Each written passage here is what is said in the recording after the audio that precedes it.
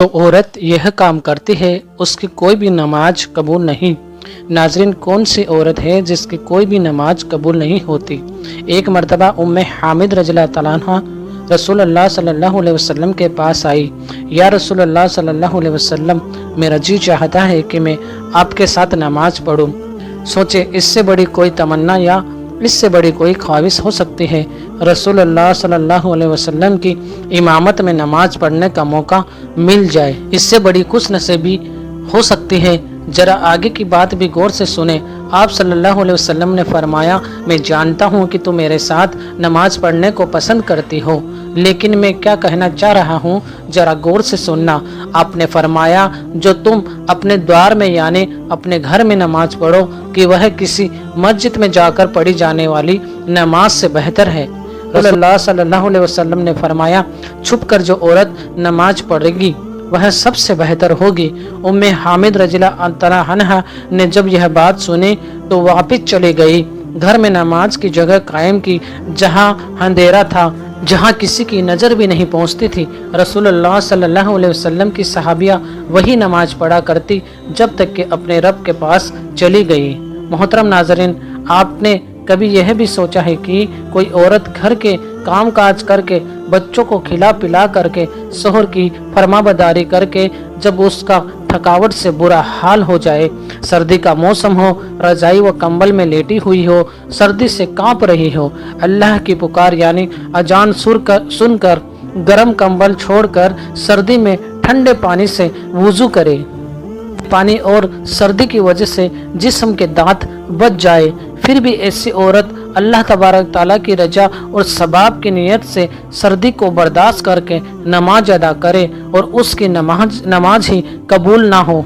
जी हाँ, बिल्कुल, क्योंकि हुजूर ने फरमाया, जो औरत जवान हो जाए जब तक सर पर दुपट्टा नहीं उसकी नमाज कबूल नहीं होती। और आपने यह भी फरमाया कि जो अपने बालों को नहीं ढांकती उसकी भी नमाज कबूल नहीं होती।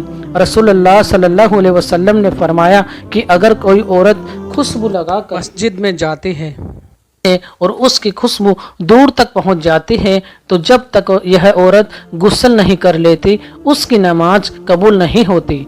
इसलिए फरमाया, तुम में से कोई मस्जिद में जाना चाहता है तो खुशबू लगाकर ना जाया करे। रिवायत है, फिर जब तक ऐसी औरत गुस्ल नहीं कर लेती उसकी नमाज कबूल नहीं होती।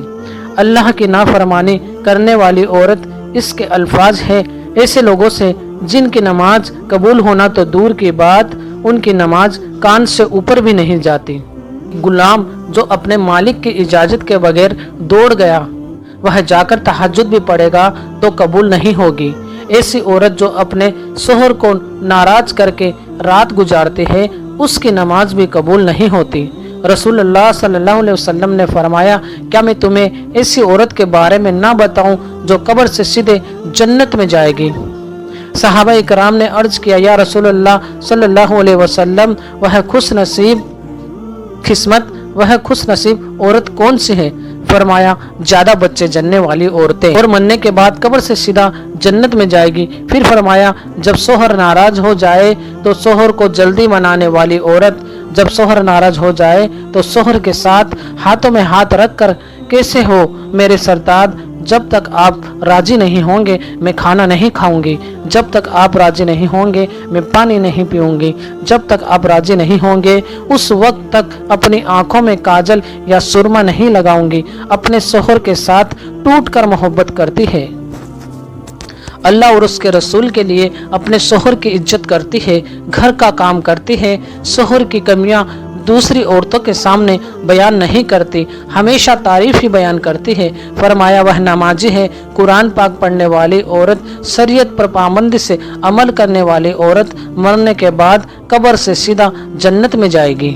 रसूलुल्लाह सल्लल्लाहु अलैहि वसल्लम ने फरमाया, अल्लाह ताला की बेहतरीन मखलूक में से एक मखलूक मर्द के लिए यह नेमत अल्लाह का एहसान है, इंसानियत के लिए यह अल्लाह का एहसान। इस्लाम में औरतों को सोने चांदी जेवरात और रेशम के इस्तेमाल करने की इजाज़त दी, ताकि औरत इन चीज़ों के जरिए अपने हुस्न को मजीद बढ़ा सके।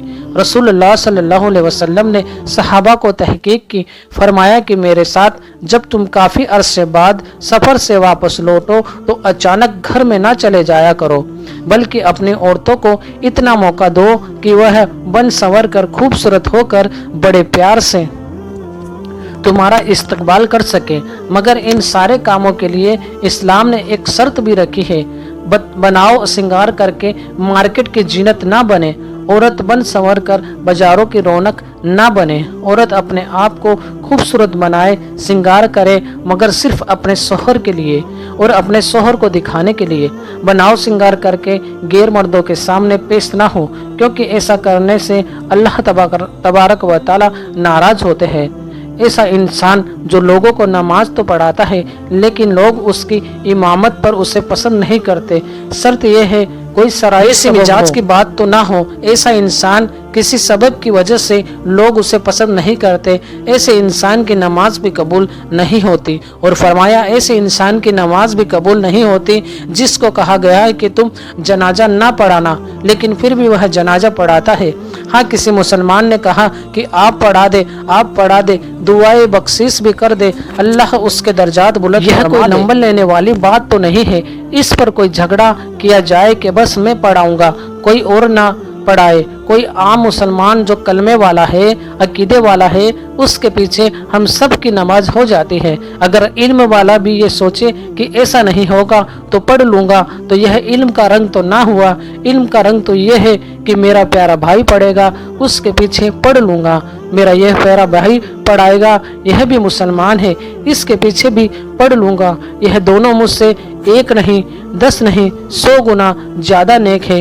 ये तो मेरा रब। मैं ये सोच बना देता हूँ कि मुझसे कोई बड़ा कोई नेक अल्लाह ताला ने जैसे नेक बंदे इस दुनिया में रखे हैं, आपने कभी उनसे मुलाकात नहीं की होगी।